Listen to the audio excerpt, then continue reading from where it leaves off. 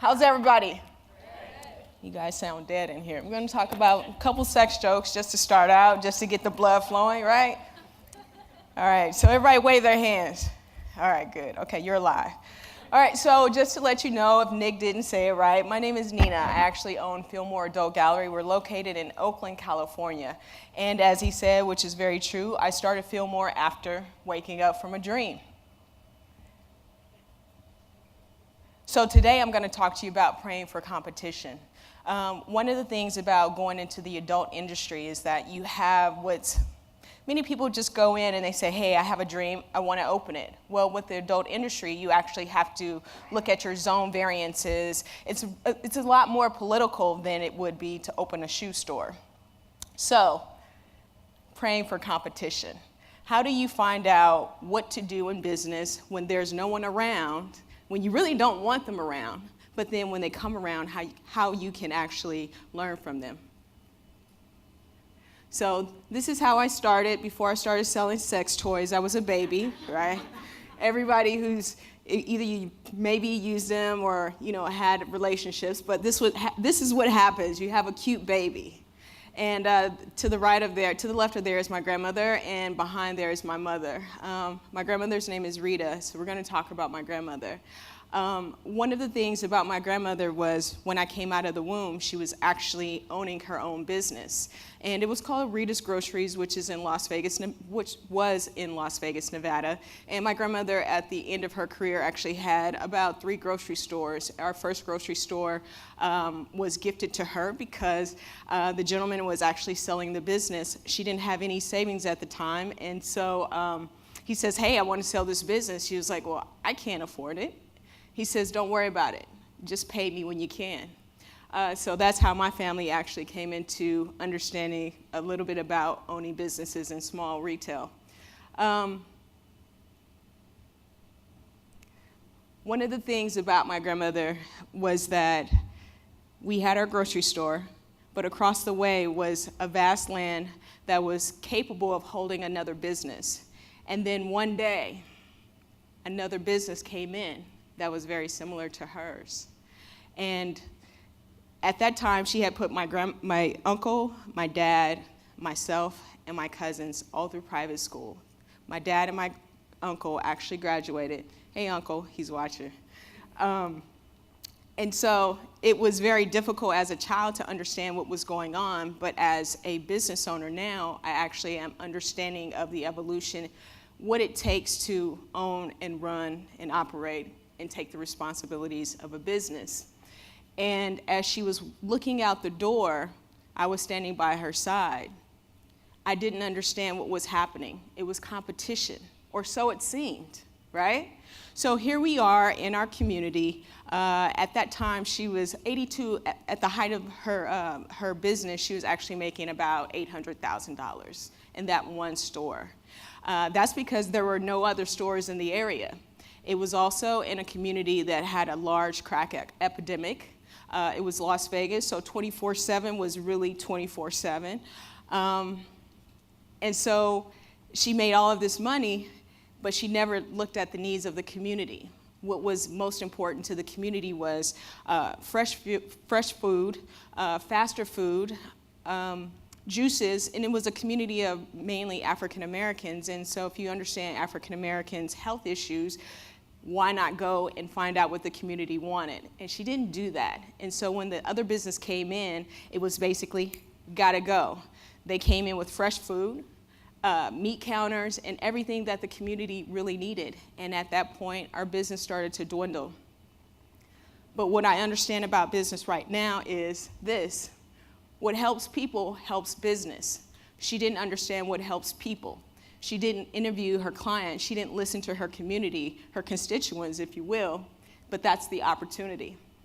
Work with other businesses in your area to deliver your services. This is how I came about my business. My business was adult business, and I said, well, how can I be effective? I'm someone who's coming in the industry that does not have any background with the adult industry. Yeah, I have sex, but it's not to the extent of retail. It's a very different. Just lay down, right?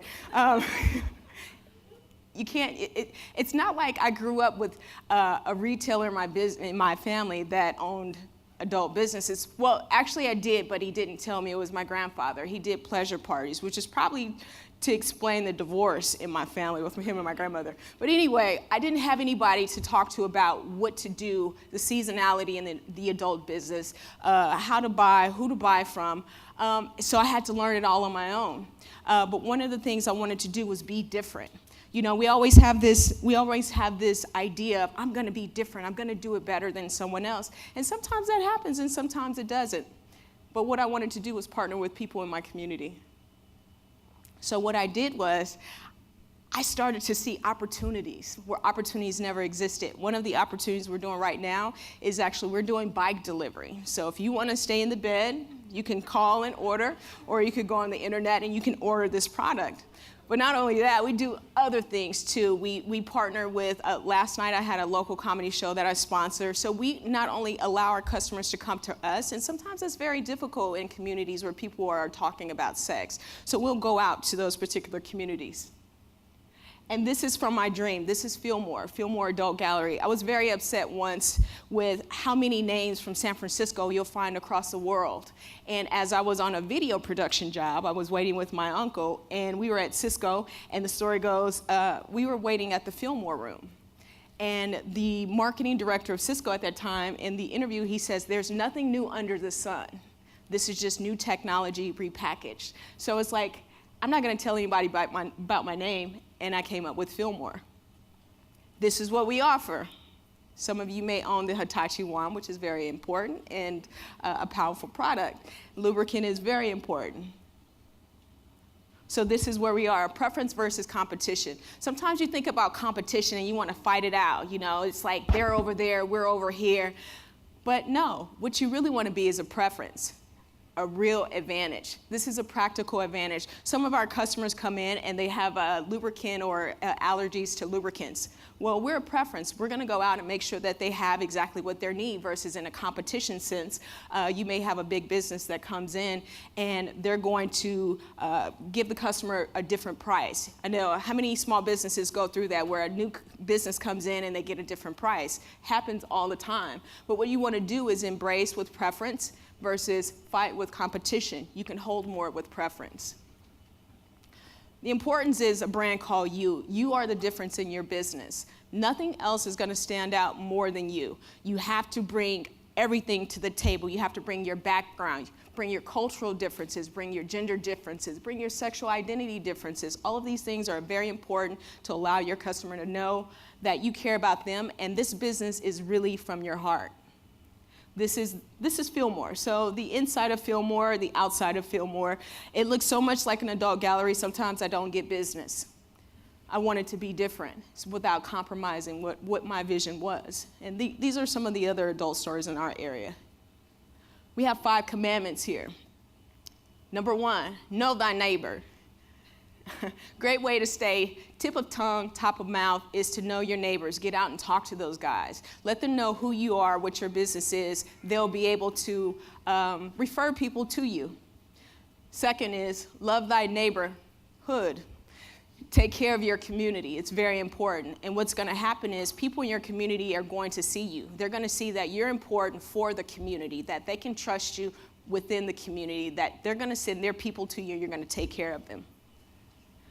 Don't be confined by your walls. So many times we get into these brick and mortar senses that we want to just walk into our doors and allow our customers to come to us. No, you have to go to the streets. You have to go and clean the streets. You have to say hi, create community. It's very important. Number 3, lead thy neighborhood. Attend local government. It's very important. Small business owners have so much political power. It's ridiculous. We have to attend these meetings, speak up. It's very important to speak up because as we speak up, we receive information that we're able to communicate to other people in our community as well. Everything affects your business. You must feel involved. Recently this year, I was actually appointed as a mayoral appointment from the city of Oakland as a Measure Y commission. Thank you. It's a lot of work. A lot of work. People are looking at you. I got a call from someone who recommended me to the mayor. I had the interview with the mayor, and now I do a lot within the community. Inform thyself, number 4. Use Google Analytics or any other of the programs out there, free programs, to find out what's going on in your business. So this is an overview of Google. It'll tell you within the city, within the state, how they're coming to you, browser capabilities. You can have paid words, keywords. These are the things that people in your community are searching on. This will allow you not only to tune your business, but to build your business.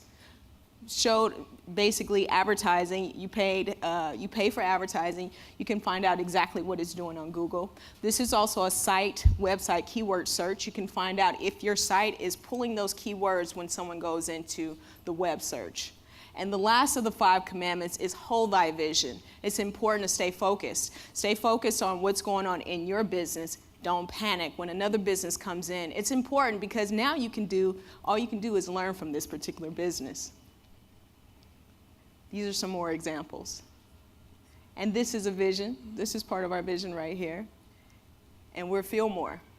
Thank you, guys.